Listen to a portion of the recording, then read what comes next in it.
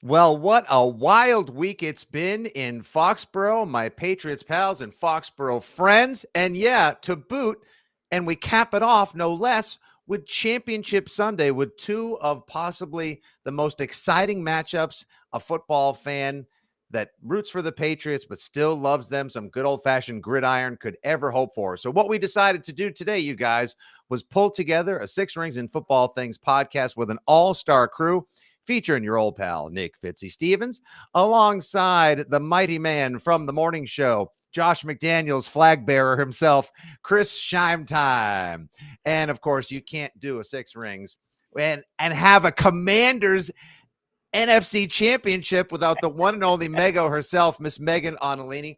Thank you guys, whoever is watching right now on the Fitzy GFY and WEEI socials as we record this latest Six Rings in Football Things podcast preview and recap of the Patriots wild week. All right, guys, so we're going to do two quick segments here on the show today.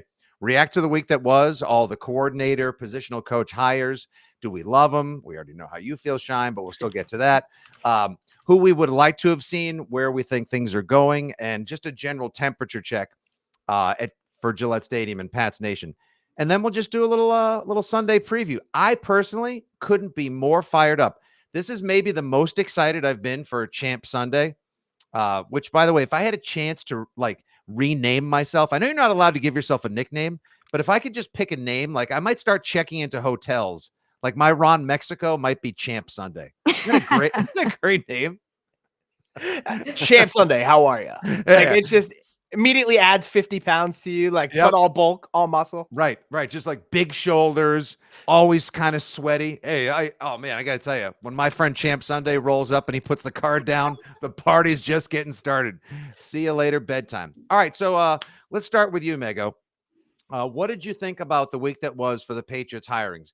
We've announced a defensive coordinator in Terrell Williams, the former defensive line coach of the Lions, and of course, many years of experience with Mike Vrabel in Tennessee, a prevalent theme, if you will, to the week with a lot of the positional coaches. We got John Stryker, which I can't even love that name, Stryker.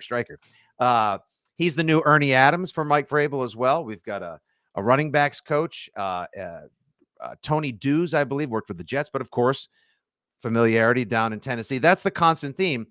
And there's also familiarity with the offensive coordinator hire. He didn't work with Mike Vrabel in Tennessee, but of course, he coached the team and called a lot of the touchdown passes, or at least, actually, I think Charlie Weiss called a lot of the touchdown passes caught by Mike Vrabel in his days there. So how'd you feel about the week that was for the Pats? So I feel pretty confident in the moves that Vrabel is making. And I'm going to start with Josh McDaniels because I haven't talked about it much yet. And obviously, this is something I wrote about a week ago for WEI.com that this is kind of a boring pick and it's going back to the Foxboro well. But it's just how you feel about McDaniels and how you feel about the offensive coordinator pick. It's almost like a theoretical conversation about how you want the Patriots to proceed. Are you sick of them going back to what's known and trying to pluck things out of the Brady Belichick era? Or and do you want something that's just big and bold and completely different and unknown? Or are you looking at what happened over the last year and truly the 2 years before that and saying, we're in a moment where if we're in one of these hospital shows like Grey's Anatomy or the new one I'm watching on HBO, The Pit, you need to get the patient stabilized. Like the patient must be stabilized because the patient was on life support before. You need to get the patient stabilized. We can't talk about getting the patient like hot and jacked and entering the patient into fitness competitions and having the patient run a marathon because that's how bad it was. And so I do think that these are the right steps, these hires, starting with McDaniels down the line. The common thread through a lot of these other hires is obviously Vrabel guys, Vrabel buddies, guys who he's crossed paths with and worked in the past with. So does that, Mego, sorry to interrupt, but we always had FOBs. We had friends of Belichick, right? And that's, of course, what he's brought down to UNC as well. But what are we going to call like are we going to call them like the Vrabel guys, like the cable guy, like Vrabel guys?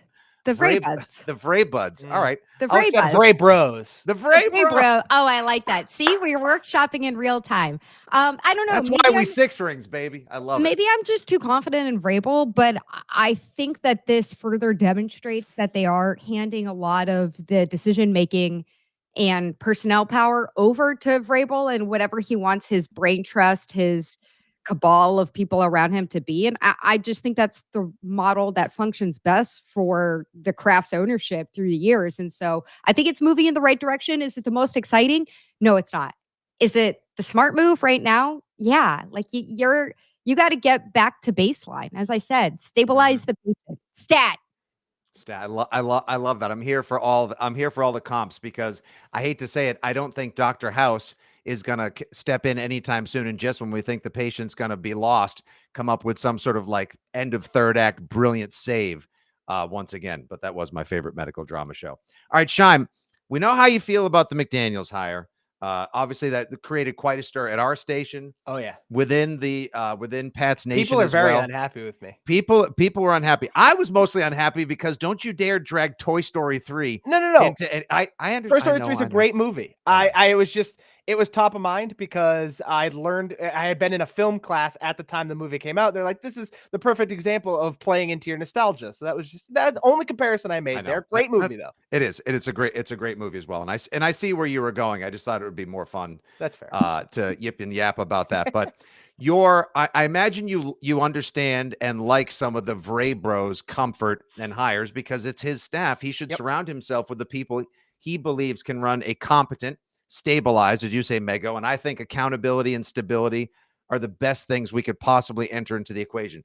Thursday, we talked to Tommy Curran, friend of everyone at WEEI and from NBC Sports. And I asked him, what do you think is the one thing Vrabel's going to bring most immediately back to the organization? And he said, professionalism, discipline. Everyone's going to act like they know what they're doing and where they need to be. No one's going to do Facebook Lives complaining about the police or have a lot of, run-ins with the law or yap back at the fans. For me, that's great. So that brings us comfort, but just so people fully understand your frustration or disappointment with the Josh McDaniels hire, sure. Now removed from the blast radius a little bit, why does it still bother you? And how do you think it could possibly work with your boy, Drake May? Yeah. So look, I think, and Mego and I had touched on it in our shows even prior to the hiring, is that like there's a decently high floor here. I just believe that the ceiling is horribly low. Like, so there's just not a whole lot of room for growth, in my opinion. I look at Josh McDaniels, and you mentioned it. All the Vrabros came in. Defensive coordinator. Stretch comes from LA, and Sean McVay's super upset that Stretch is leaving him. You got the running backs coach. You got all these different guys that Vrabel has these connections to. And then there's two guys that stick out like a sore thumb, and it's Josh McDaniels and it's Elliott Wolf. And so for me, like, I don't see, no matter what Schefter says or Curran says, I don't believe that those are Vrabel guys. Like, those are not Vrabros to me. Those are, especially in Josh McDaniels' case, like, he's getting paid by the Raiders. He's getting pennies from the Patriots. So it's a cheap option. The other Vrabros that he brought in are all cheap options. They're guys that are getting promotions that are still cheap because they're relatively inexperienced. They're just experienced with Mike Vrabel.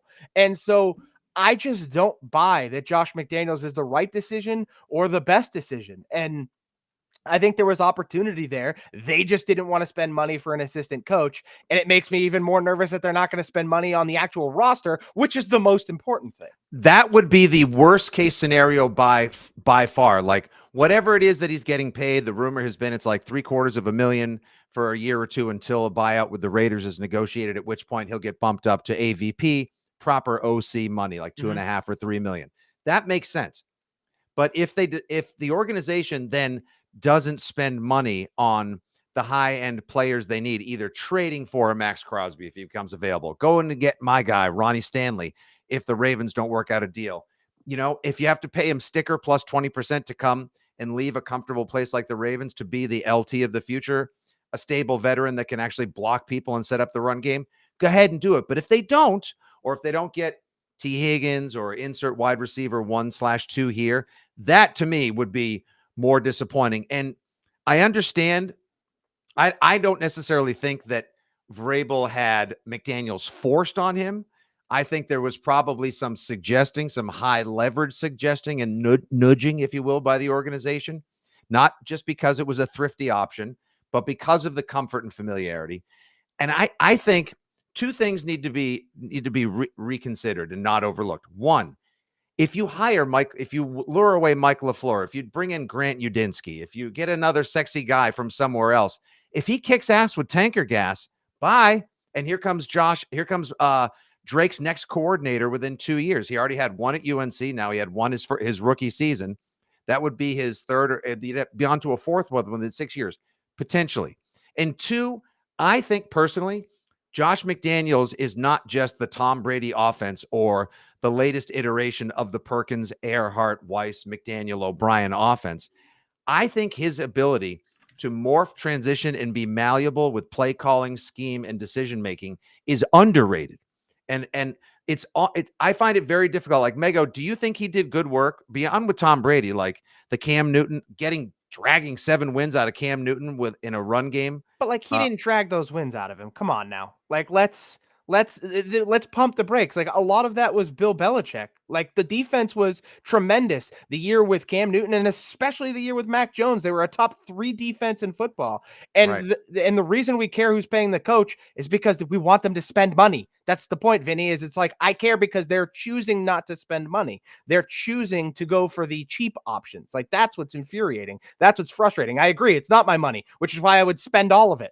Right. I'm not sure. Look, of course, money plays into it, but I think the calculation that the Patriots ownership / Vrabel altogether are making right now is that this is not an organization that's in a position to take risks.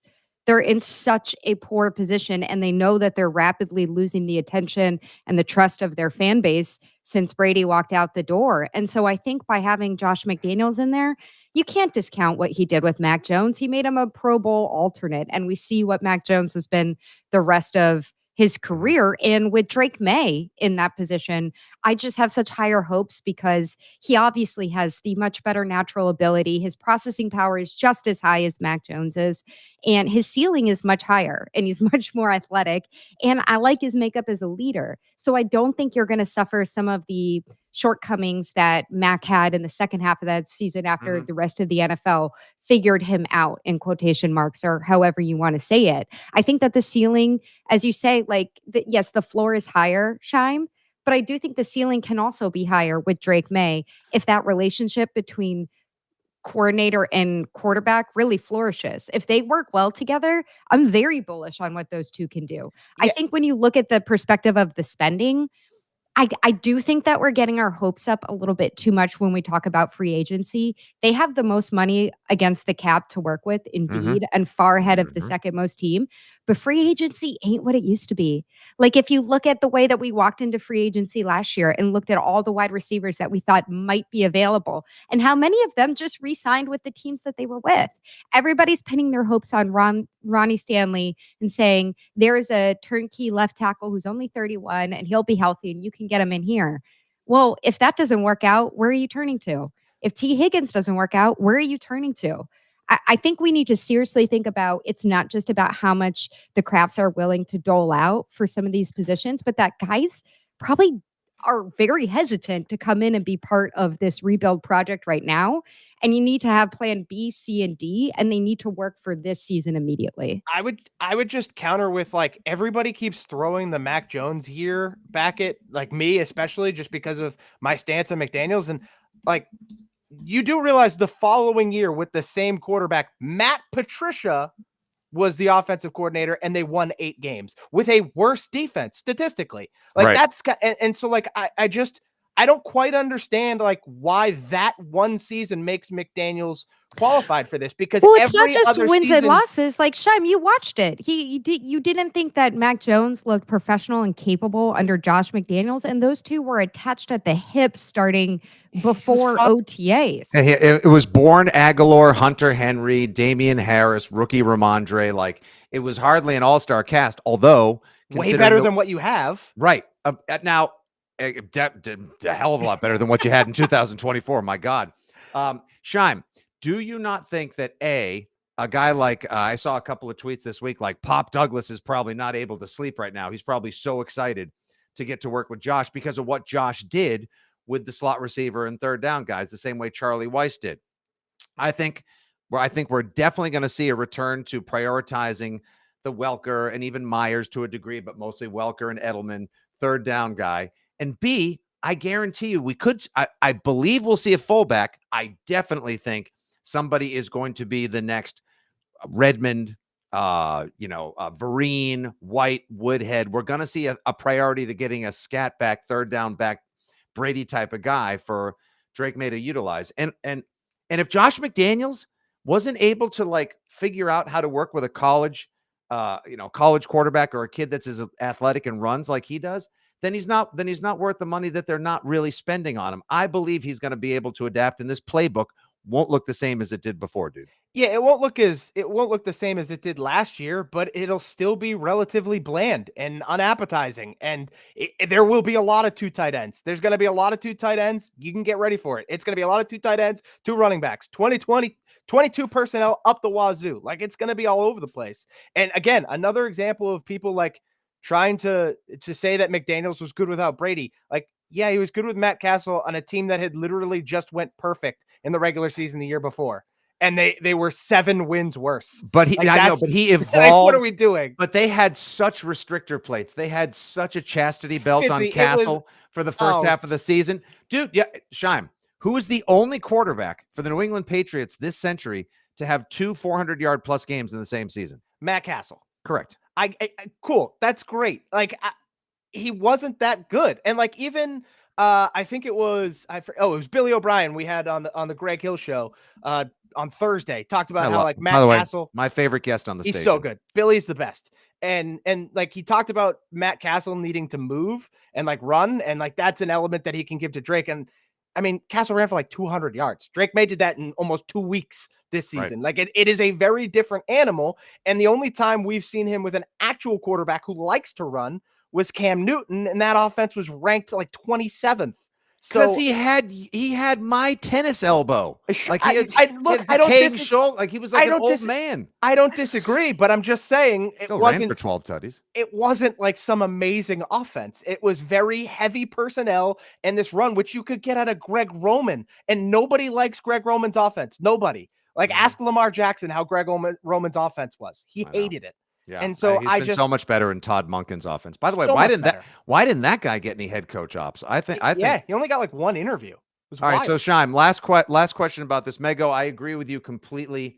It's not that they went into safety mode. It's not like the computer had a virus and you saw the spinning beach ball and was out of control safety mode, but going with comfortable and familiar, stabilizing an operation where you were becoming a national laughingstock, you were only regressing. Nobody got better, as we talked about all season long, and you were losing the confidence and faith of your fans, possibly even hemorrhaging season ticket holders. So unfortunately, Gerard Mayo did have to go. In comes someone who's done it before, who has the belief and trust of the organization. So just throw maybe, Scheim, before we move into a quick Champ Sunday preview, maybe 1 or 2 other coordinators you would have liked to have seen the Patriots entertain in earnest, as opposed to like slapdash interviews just to get to Josh. Yeah, I got 3 that would have been way higher than McDaniels on my list. If you wanted to go the experienced route, I think I would, and you were willing to pay money. That's what's going to have to happen. You have to willing to pay for your coordinator. I would have called Chip Kelly. Like, this is a guy whose offense has evolved drastically since his time at Oregon, through the pros, into college, now a national champion with Ohio State. That offense has gone through so many different iterations, and it's a guy that I've seen evolve with the times and change from things that clearly didn't work to things that do work. And that's a guy that knows how to utilize mobile quarterbacks and guys who can move. And so that would have been an option for me. I think the ultimate option for me is I would have paid all the money in the world to lure Lincoln Riley away from college football. What he does with quarterbacks is better than anybody else in the world. I love that. I did not expect it. This is Scheim's ultimate crush. He's been on this for weeks. Well, I want Cliff Kingsbury because I want a handsome man with. But he's already an offensive coordinator on a team. Like, this is a guy in college football, a guy you could lure to an NFL gig, and then in 2 years, he might be a head coach. But the point is, by that time, Drake May's an established quarterback. It doesn't matter. And then if the other guy I would have considered is Mike LaFleur, the guy from the Rams. You would have given him, he would have gotten the promotion because he would have been calling plays. OC He would have and been able to get title, here. the Yep. same way AVP was in Cleveland, Correct. but actually Stefanski called plays and so does McVay. I But get you. every single guy that has been McVay's OC who hasn't called plays that has become a head coach has been good. So I would be totally okay with giving Mike LaFleur, who Vrabel would have a relationship with due to his brother Matt being on Vrabel's staff for a few years, the offensive coordinator job. All right. See, at least to anyone listening, to anyone watching live as we record the latest Six Rings, Scheim actually brought some names to the table, realistic or unrealistic as they may have been in their attainability. At least you not only defended the take properly and you have an opinion upon which you stand, but you had some names as well. So, all right, folks, you guys can always weigh in. You can hit him up. He's at Scheim Time. I'm at Fitzy GFY. She's at Megan_Ottolini. If you're comfortable, happy with the stabilizing of the franchise, the coordinator and coaching picks of the week, not many more to be named. It seems like we have a staff in place. Should be some interesting times moving forward. At least there is positivity back in the air. And now what I smell in the air is a championship Sunday that we need to preview Six Ring style. All right, I got to switch into football guy voice. It will be Sunday, January 26, 2025. An underdog from the nation's capital makes way to one of the more underappreciated cities in America. Commanders with Jaden Daniels against Jalen Hurts because he gets hit so often, and the rest of the Philadelphia Eagles. Will AJ bring out the inner excellence of the Eagles squad for Philadelphia, or can Jaden Daniels be the first rookie to make it to the Super Bowl? That'll be followed by Bills versus the refs and the Chiefs. All right. Who do you guys, Scheim, I'm going to start with you for your breakdown and your picks of these games. I will say I was legitimately stunned. Mego, I don't know if you were listening, but on the afternoon show Thursday, Tom Curran joined us and we had a great chat, and we asked for his picks on the way out the door. And he said, Jaden Daniels is so good. This kid's the one that can pull the upset and be the first rookie quarterback to make it to the Super Bowl. And he didn't just say that for you, although I know you guys are bros. You're like super tight. And then B, are you ready for this, Scheim? He said the Bills are going to blow out the Chiefs. That would be amazing. All right. I would be thrilled with that. I am definitely going to go. I'll start with the early game. Okay. I'm definitely taking the Commanders. I'm giving me 6.5 points with Jaden Daniels. You bet your ass I'm going to take that. But I also think they can win the football game. Like, to me, Jaden Daniels is the better quarterback. And in playoff games, I think that matters a lot. I think Dan Quinn, also a better coach than Nick Sirianni. I think both of those two things are important, even if Philly might have a better top to bottom roster. I like the Commanders in that game for sure. My heart in the later game tells me Buffalo. My heart wants Buffalo, but my head, God, I have to pick the Chiefs. I hate it. I hate myself for doing it, but it's my emotional hedge. I did it last week and it made me a lot of money. So I'm going to do it again this week because either emotionally I'm happy or my wallets are fatter. So give me the Commanders and Chiefs to face off in the Super Bowl. Really? Okay, so you're going Commanders and Chiefs. So the Commanders pull off the upset, but the Chiefs, is it because their defense is perpetually underrated? Is it because they're home? I heard a stat this morning that not like if the Bills can beat the Chiefs in regulation, guys, that would be Patrick Mahomes' first postseason regulation loss. Yeah, his only two. It Bengals and Patriots, Mego, were both in overtime. Yeah. Yeah, I just look at it as I think the Chiefs' offense is underrated at this point. I actually think they've been pretty good, especially for the last month and a half. I think the defense is slightly overrated for Kansas City, but I think the offense is underrated. And that to me is the bigger deal because I feel like Patrick Mahomes is just, he's so good. I hate him. I hate him so much, but he's so good. And I can't deny that. And so until Josh Allen proves he can beat him in the playoffs, I can't pick the Bills. So reversing that, Mego. Let's go with the night game first because we know what you're going to pick. But I just want to hear. I want to save your excitement for the end.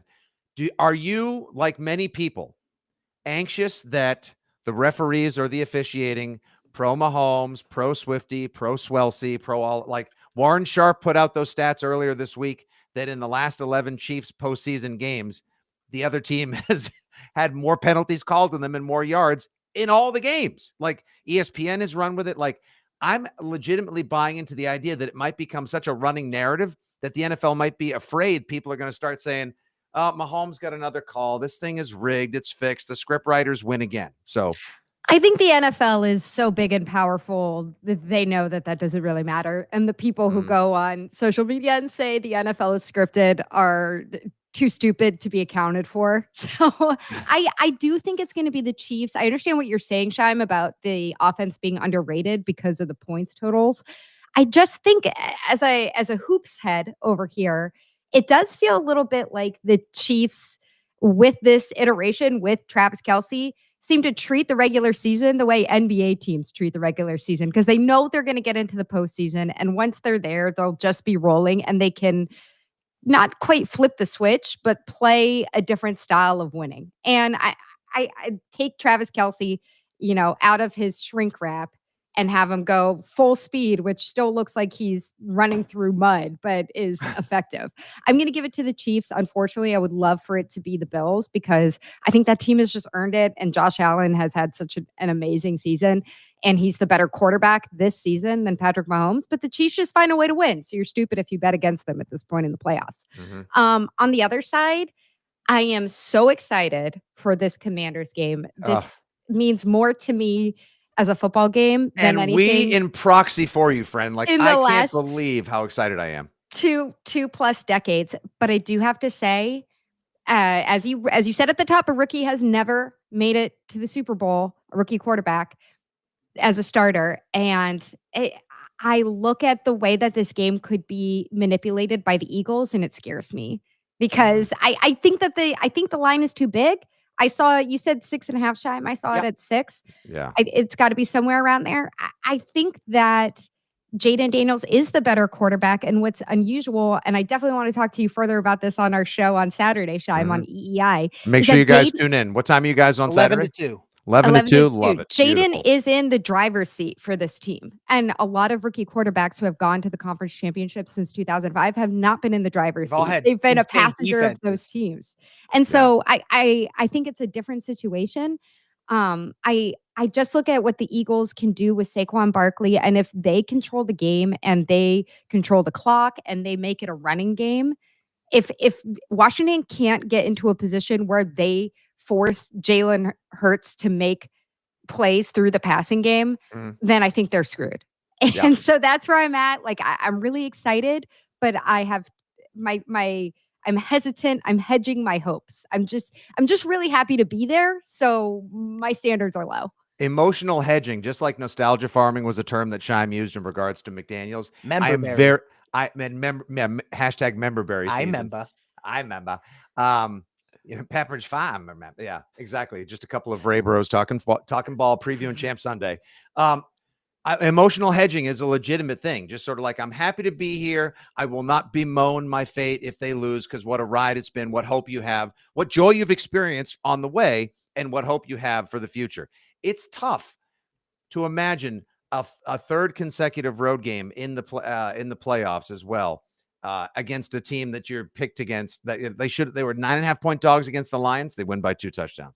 They were dogs on the road against Baker Mayfield in Tampa. They win. Wild game. Zane Gonzalez. You got now your 6.5 point dogs in the most hostile of environments. You've got a running back who is on such a heater. His Scheim, I think his over under on just rushing yards, not total yards, is 124.5 Sunday. Yeah, I've seen anywhere between 124, 129. Damn. 27th ranked rush defense for the Washington football team as well. But then again, like Jaden Daniels, what is this? 6 comeback wins on the season as well. It does feel magical. That's the side of it where it's like it feels flappable last week. He looked so freaking calm and poised against the Lions. Yeah, buddy. I don't want to geek Mego up too much here, but like it feels kind of 0-1 Patriots-y. Like it feels, I know. It has that. I mean, they started the season 5-5 and then won 10 straight. Yeah. I mean, the Commanders have since won 8 straight currently. And if they win tomorrow, it'll be 9 and the Super Bowl would be 10. Like, it's just like, it feels like sometimes when those things happen, certain things tend to go your way, certain situations. The Jalen Hurts injury is a big deal. I think they're putting this number, especially when it comes to gambling, like Jalen Hurts is fully healthy. I don't buy it. No. I don't think he is. I don't think he's going to be able to run. It's either Saquon and the defense win the football game or the Commanders win. And it's like, look, I'll take the better quarterback always.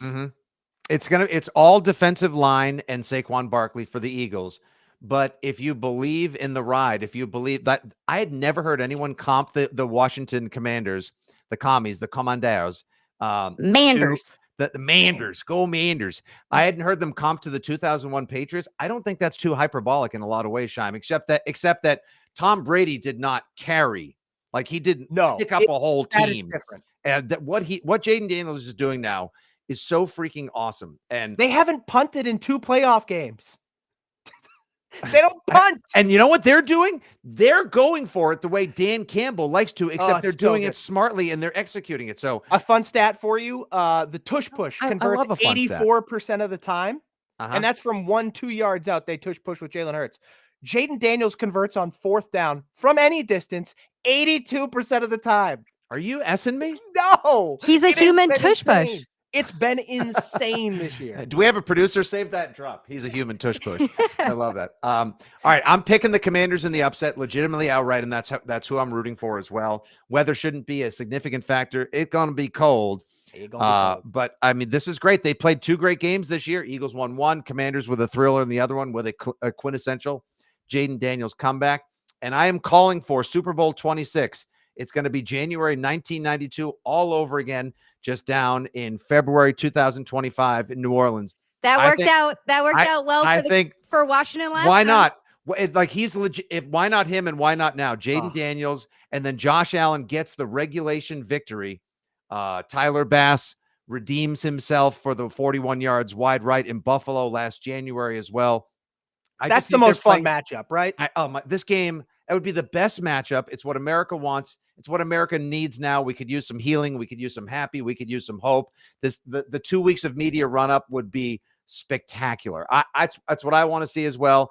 And to everyone listening, as we wrap up this 6 Rings of Football Things pod, this is not because I'm insecure in the notion of the Chiefs going back to back to back and being more dynastic than Brady and Belichick and everything, but also at the same time, go Bills. So we'll just leave it at that. Circle them wagons, baby. Jump through the table. Exactly. I know. Chug some little fireball and hot sauce to get the Sunday started. It's going to be a great day of football. Keep in touch with us.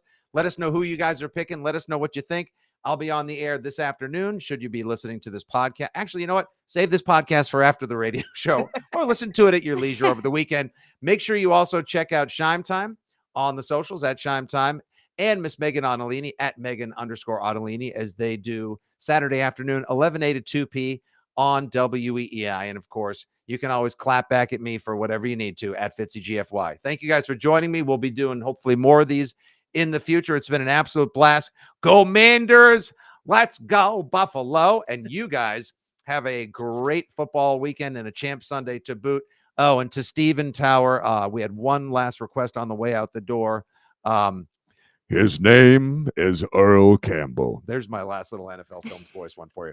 Thanks for listening, everyone. This has been 6 Rings of Football Things brought to you by WEI Odyssey and 2400 Sports. Good day. God bless. Enjoy your champ Sunday. And go Pats.